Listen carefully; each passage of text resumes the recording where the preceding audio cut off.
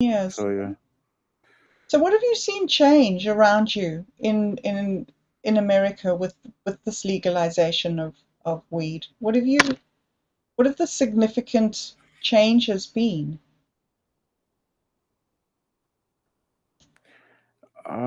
Let's see. Hold on. So 2012 in Washington, and I guess California legalized it in '96, and then Denver would have been, or Colorado would have been like maybe a year before the Mm-hmm. 2012. Anyway, somewhere in the 2010 to Hmm. 20 is when it started kicking off, Right. and now there's maybe 19 or 20, maybe more. I don't quote me, but it's moving up there. Mm. Mm. Almost half of the states now. Mm. And there hasn't been the great influx of crime or the all the people leaving their jobs because they couldn't cope and the spike in addiction. None of those things have I don't have all the information, but what I've heard just through different little tidbits was pretty positive, like on the driving situation, mm. less accidents and all Oh, that kind of. really? Less Yeah, and accidents. yeah, yeah, Gosh, I didn't know that. and like happier work environments, all that kind of Mm. stuff. Yeah. Mm. Mm. Wow, how cool. So one of the things that I have noticed about people who are mentally unhealthy is that they have very unhealthy ways of talking to each other. Like there's a lot of aggression and violence that comes across in people who are feeling very weak and very attacked, like the Mm, mentally unhealthy are, or somebody who's really down on their luck and they've lost their job and they haven't got a house, and all that stuff where people really can really suffer. mm. And I've been thinking more and more recently that if we could teach those people how to communicate with authority, Mm, and when I say yeah, authority, I mean doctors and psychologists, yeah. then they wouldn't get so much um, criticism and scorn from the authorities. What do you think? Do you think that mentally ill people could benefit by learning communication skills? I think it's more on the professionals, quote unquote professionals, and they need training into their communication skills, into how to connect, actually connect with that human in front of them, Mm. instead of treating them like a Mm-hmm. fucking object that just makes them money. Yep. Yep. Exactly. Yep. So it's yeah, it's definitely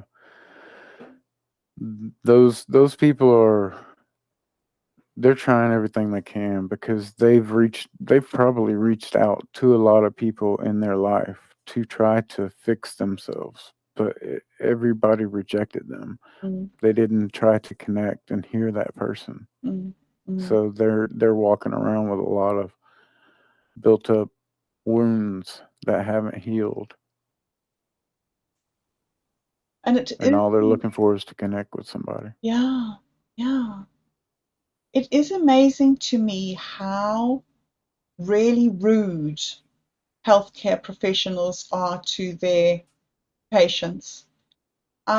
One of the things that absolutely amazes me and just I can't deal with it here in New Zealand is that on the walls of the hospitals and the receptions and the doctor's reception and all those areas, they have little signs on the wall that say um, verbal abuse will not be tolerated on these premises or something like that. Some similar. Hmm. And I always feel like, why do you need for one reason, why would a person become verbally abusive if things were going right?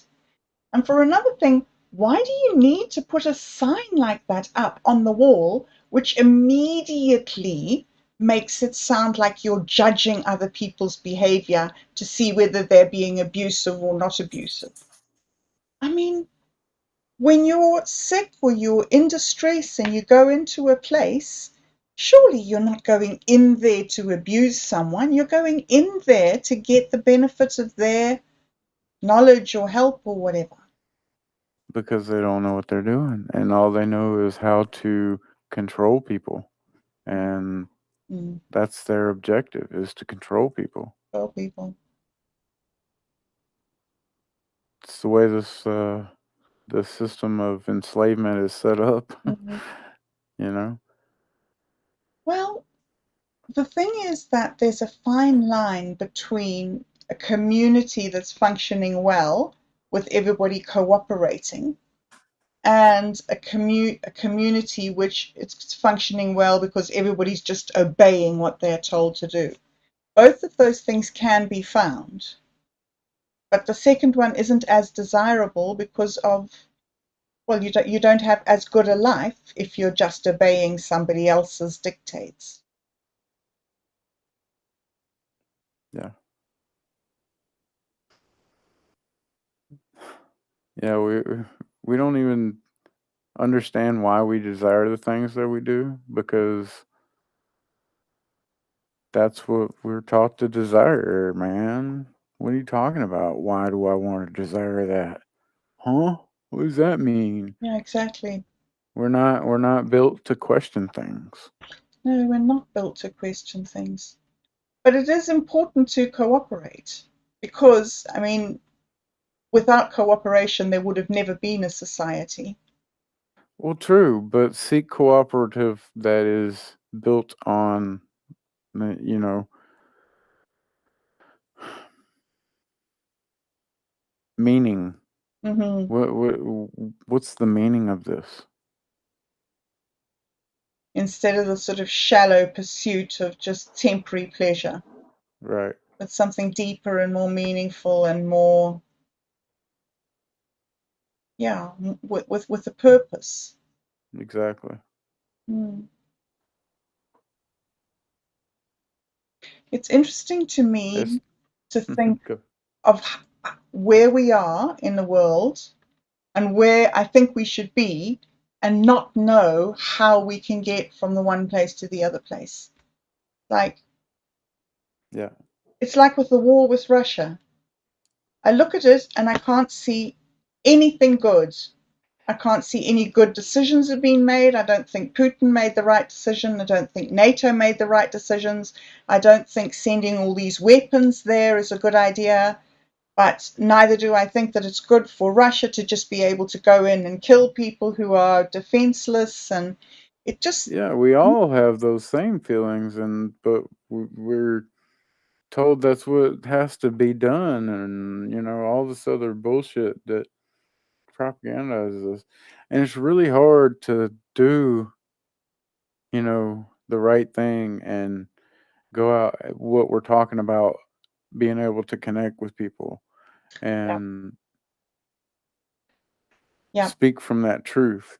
Look, eh, because you're going against the grain. You're going against what everybody's been taught, man. mm, What are you doing? Don't That's not how we do things around here. mm, But the more of us that do, the more that those people are gonna be like, "Hey, look at that over there.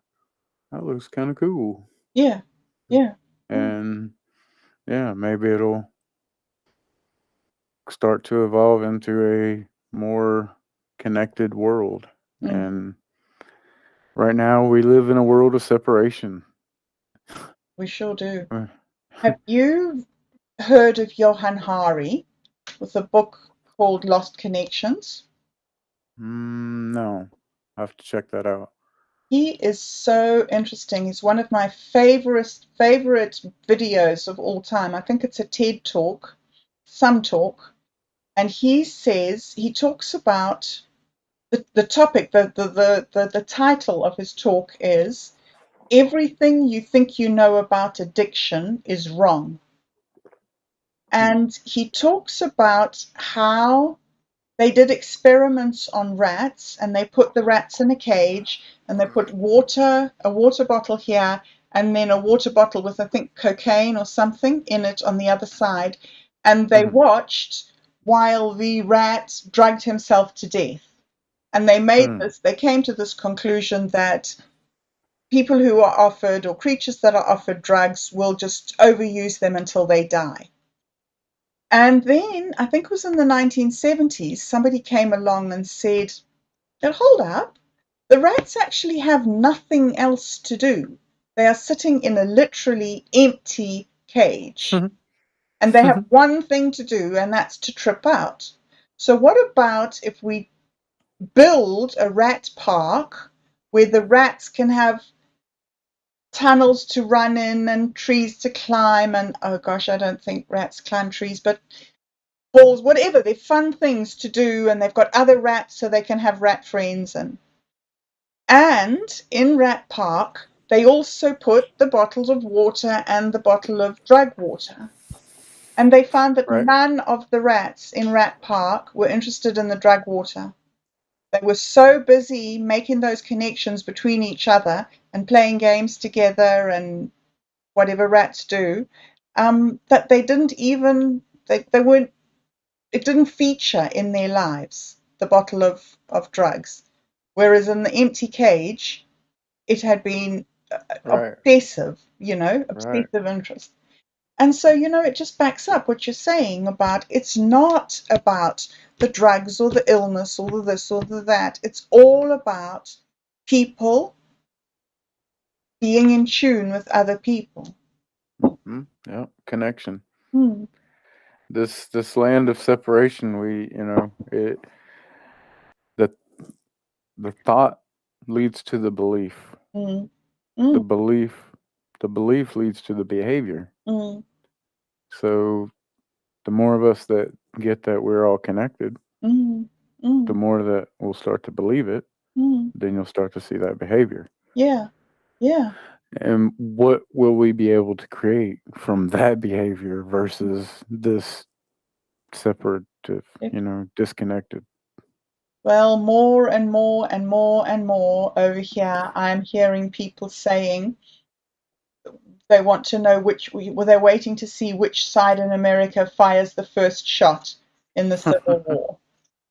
Because everybody in the rest of the world, well, I don't know everybody, but a lot of people watching America feel Yeah. that the division between the two sides, the Yeah. red and blue, Well, they just so big. divided us even more with the whole bullshit at our Roe v. Wade, whatever.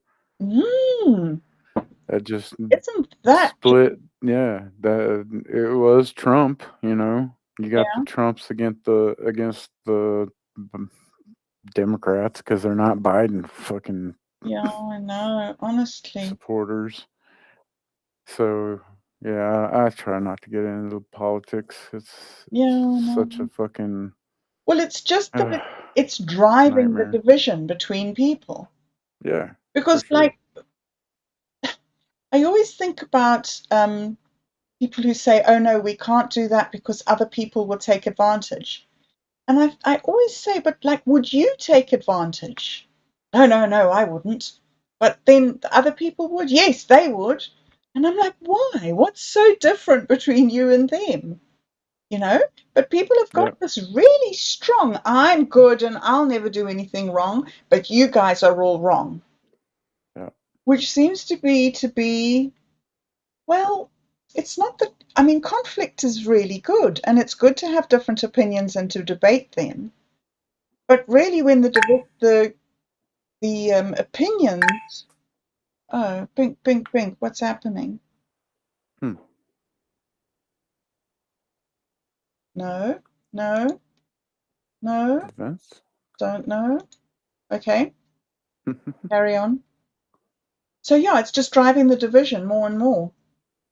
Do you have any comments in the comment sections, maybe? Oh, in the comments section. Let's see here. I haven't got a comments on this one. See on Fluton. No, just my comment that says hi. Nope, Interesting. Well, it's certainly an interesting experience. I feel really great that I know you, that I can sit here and have this conversation, which is a little bit of an impromptu conversation, not what I was expecting to have. But it's really nice that I, have a friend and I have that sort of connection with you. And I was thinking this morning when I was getting ready about how I met you and Rush before all the things happened in my life and everything fell apart, Yeah, and yeah. how different my feeling of connection is to you two, who are friends from before, Mm-hmm. rather than all the friends that I've made now, which are newer Uh, friends and just as Interesting. wonderful, but newer. Interesting. Yeah, it is. Well, I'm glad that you respect me and, Oh man, think that I'm, you know, whatever, worthy enough to be here to have this conversation. And yeah, I think we all are. I think we all are. I mean, it's every single voice that's important. One of the things that upset me a lot during the coronavirus and the huge vaccination drive there was here, and New Zealand's like something like 90% vaccinated or something incredible. And lots of people said, well, what about the people um, that die or that are injured? And people would say, yes, well, it's very sad, but it's for the greater good. And for I just sure. don't believe that. I just don't believe that we should leave anybody behind. I think for the greater good means every single one of us. Definitely. And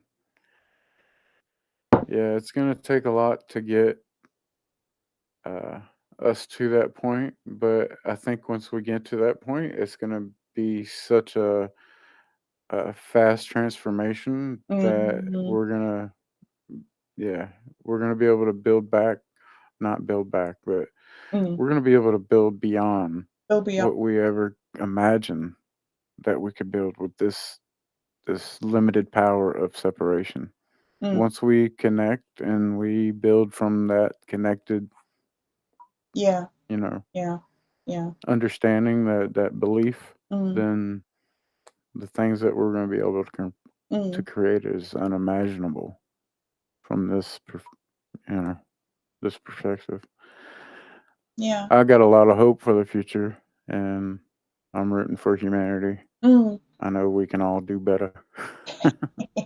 It's a brilliant motto, do better. So, Thank you. Thank what is your image of society? Where do you think we'll be in 20 years' time? you. Man, it all really depends on the way that we react to the you know realization that we are all connected. Mm, mm, It's going to take that, and then we'll be able to see. But until we get to that point, it's yeah, yeah. Well, can't. And I mean, because if we have like a some kind of civil war or mm, world war or whatever, then that's a whole different world. But I believe we have a chance to change and move on peacefully without the destruction of humanity. very much hope so. I very much hope so. I'm quite disappointed about the war with Russia and China looking at Taiwan and all of that. It's kind of, I mean, in a way, I feel that I was really naive to think that we were over war and we wouldn't, we were better than that now. Right. So, that there is that kind of like people always fight, and the more power you've got, the worse the battle is, you know? Right. Anyway, I've lost my train of thought there again. But if we can get past, destruction of humanity through whatever wars and whatever, then I see a future of more uh, communal type situations where you have smaller cities that are spread out more, Mm. and maybe some big mega cities too. But Yeah. you know, I think that it'll have a whole different purpose than just utter entertainment and you know worthless living, Mm. like no meaning. I mean, We'll have an actual purpose, like what we're striving to move for humanity, not only personal goals, but like you'll have personal goals and the community goals, and we'll all get on, in alignment somehow. I imagine it's sometimes like a huge Mexican wave going all the way around the world. Everybody's different. Yeah, Everybody has different times yeah, to express things, but it all sort of just ripples through yeah. populations, and we just somehow get along, you know? Mhm. And Yeah, it's just the war and the, I don't know exactly what it is that divides people. But yeah, yep. you're right. You're right. The trick is connection. So let me see if there's any here, more things. Okay, here's a good thing. Just to finish off, I'll tell you my story and I'll ask you your opinion too. So Okay. just after Carly died, I was I got I was really, really, really battling to find a way to focus on how to move forward. And I got this idea in my brain that if I got a baby horse, if I got a foal from somewhere and hand Mm. raised that foal, then that foal would be my friend forever and would follow me around the orchard, and I would have this horse friend. And Right. the reason why that was important was that I'd read um, this probably for the last 5 years or so before her death. I'd been reading this literature about horse therapy.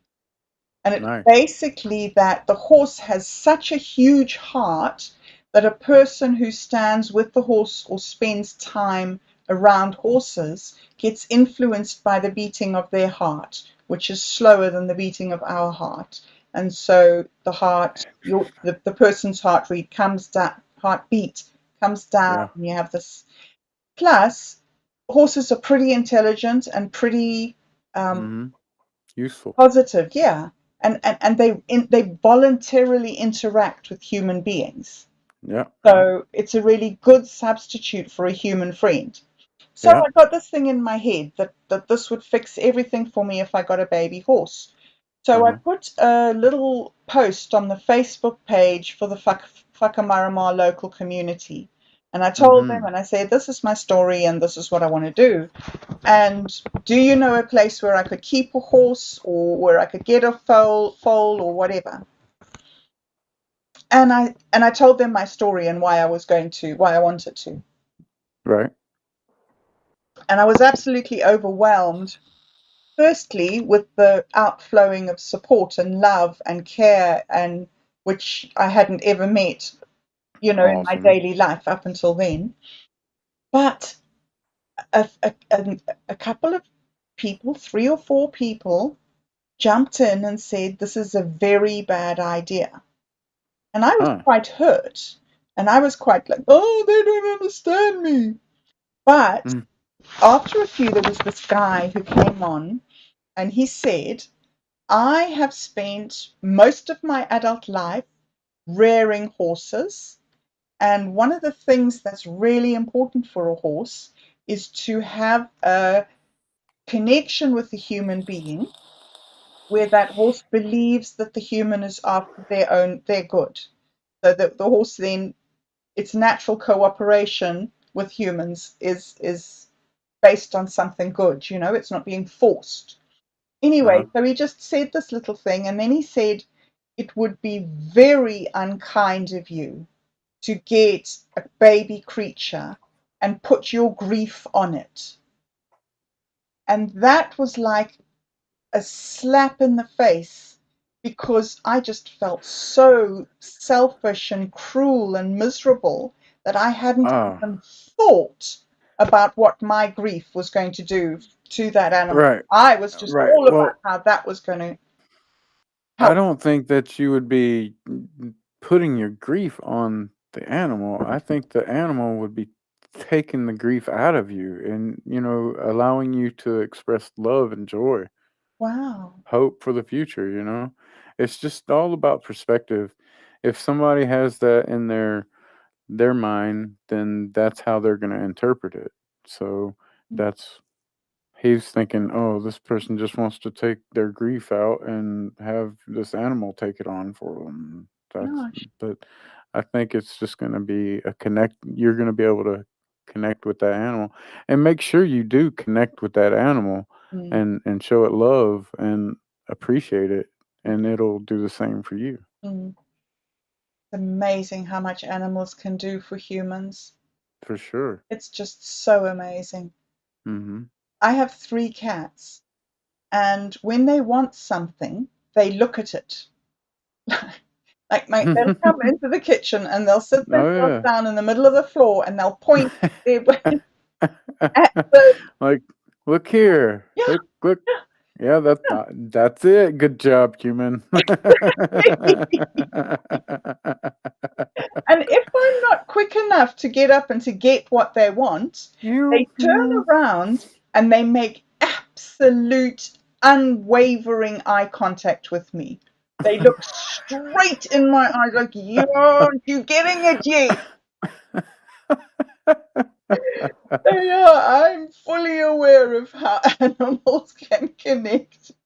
And make sure that you're able to, care for that animal. Mm, Like, be prepared to take on that responsibility. absolutely, yeah. So, Because it is like having a child. right. Really is. Yeah. Wow. Well, thank you for So that there, you perspective. gotta have a lot of perspective about it, and don't just jump into it for sure. Yeah, no, no, no, no, no, no. Don't just jump into it for sure. Yeah. Absolutely. I'm not actually. And one of the suggestions that came, I mean, I had sort of completely dropped that idea until you actually gave me that different perspective. But apparently, one of the things they do here in New Zealand is that once a year they round up some wild horses somewhere in the mountains, and Mm. then they sell the wild horses to make money for whatever thing it is that they make money Huh. for. So Cool. somebody on that page suggested I got one of the wild foals and tamed it. Yeah. Even if I Maybe. didn't keep it, if I just tamed it for somebody else to be Yeah. able to take on to, yeah. So, so wow, I had stopped thinking about it, but maybe with your perspective, maybe I should. Anyway, I will rethink about it. Thank you, Dubé. Yeah. Yeah. Definitely take your perspective, Yeah. but thank you for considering mine. Yeah, no, thank you. Thank you for giving it Hmm. to me. I mean, I just felt so guilty. But Yeah. yeah, seeing that it's a two-way thing. Yeah. And then I'm back again now to your thing of connection.